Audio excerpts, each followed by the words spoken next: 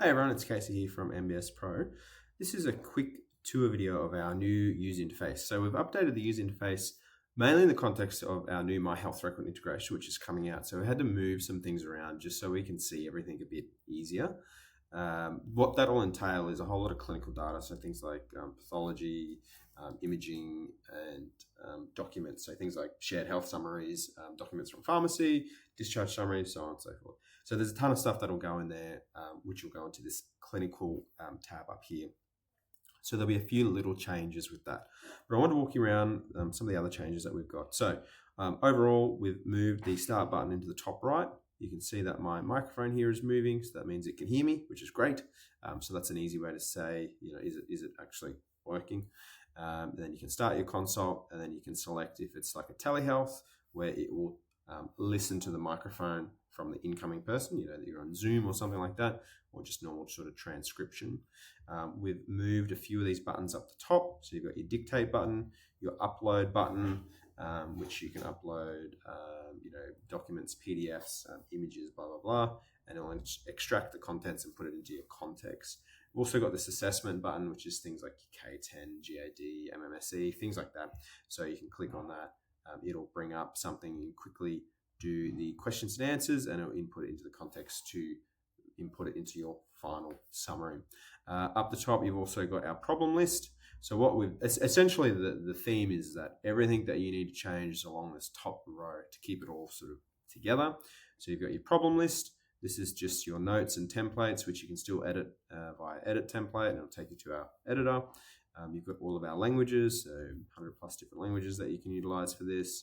And then your settings. So your settings are like the different model level, the detail level. So if you want it to be like super detailed or less detailed, bullet points, quotes, abbreviations, and then a consent text. So you might put in a consent text that says, or you put in the default one, which just says, the patient is aware that you're using this transcription software, and you've got their consent. Or you put in, consented to AI or something like that, right? So that is where the settings are. You'll have our create button here. So this creates custom documentation, referrals. Our new referral generator shows you to can have different inputs and outputs for the actual letter. So if you want like a standard letter or an opinion or a question or problems or timeline, and it sort of gives you a different style of the referral. You can also use our find specialist, so you can find a specific specialist. So if you're looking for cardiologists in Brisbane, or well, that one's Victoria, but Brisbane, it'll search and give you an actual specific name. Otherwise, everything here should be pretty much the same. You still got a care plan generator, care plan review generator as well. Now, a few changes in the Copilot here. So that's this section that we're calling here. You've got your MBS planner. So say someone has type 2, type 2. Let me type 2 diabetes, antenatal care, pregnancy, whatever they've come in with, and they're talking to you in the context of the consult that you're having. And then you can generate your MBS codes, and it'll generate it based on the context of the conversation. So if you talk about, Indigenous or this or that or whatever, it'll bring up these codes. Now you'll see that there's these reviews, there's these compliance. That's our inbuilt compliance check. So this looks at MBS criteria and just say, is the thing that you're doing talking about the thing, the MBS specific criteria. So for example, for a care plan, we have a chronic medical condition, but we haven't, consented, or we haven't got any smart goals or anything because we've just typed in, 4 or 5 words there. Now we've got our Prota check, which is moved here. So you can check your care plans, your mental health care plans, and then you've got your MyMedicare Check. So you can check if someone is registered to MyMedicare. We have another video on how we automate that in your waiting room, so we check everyone for you. In here, there'll be another tab that will be added, which will be history. So it'll be all your MBS history when we have the My Health Record integration. So you'll see everything that's ever been built for your patient. Really handy to know if they've had health assessments, obviously care plans we can check, but also like allied health items associated with care plans. You've got your PBS authorities. You can see here that we're working on a sort of prescription. So we're in talks with some sort of channel partners with this, so that we can do prescribing through this as well, which will be a really cool feature. We've got our clinical tab. Not a whole lot in there at the moment, I know. We've got our cycles of care and smart goals generator, but this will come into a whole new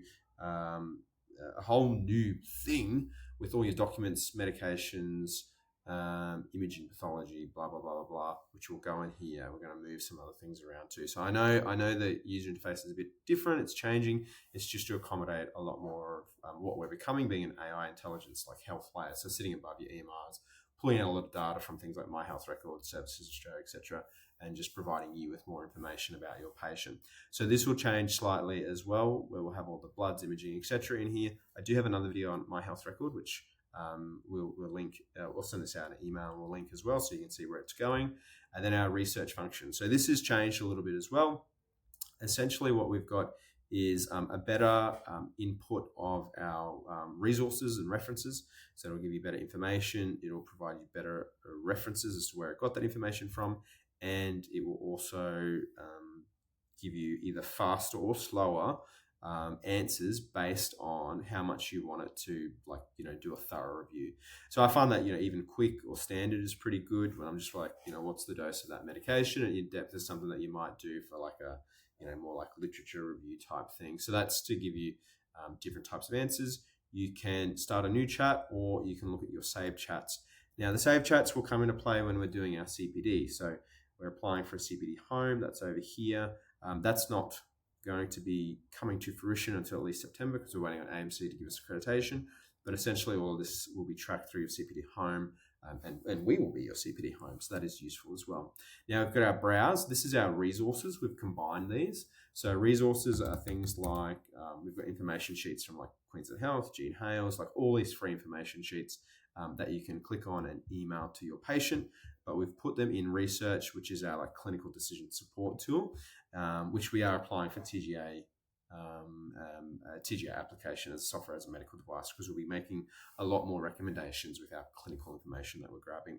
And then MBS, so this is where you can type in answers from the MBS, like, can I bill a 23 and a 16500 on the same day? Yes, you can. So 23 for the unrelated pregnancy, 6500 for the pregnancy related things. So this is essentially just a chatbot that looks at that. So we've got our resources, a clinical chatbot, we ask clinical questions, and an MBS chatbot, we ask MBS questions. So they are the main changes that we've got. There's a few other little things coming. I know it's sort of changing. It's just to accommodate all of the extra features that we're putting in, and to make it a little bit more, user friendly. So I appreciate it's different from what it was before, which is always a pain when things change. But it's to accommodate all the extra value that we're trying to add to this scribe. So I hope that answers some of your questions. Send me an email back, shoot me a message if there's any issues. But thanks very much for continuing to use MBSPro. We've got heaps of cool, exciting things coming, extra features, and more value that we're giving to you as a user. Thanks again. Bye.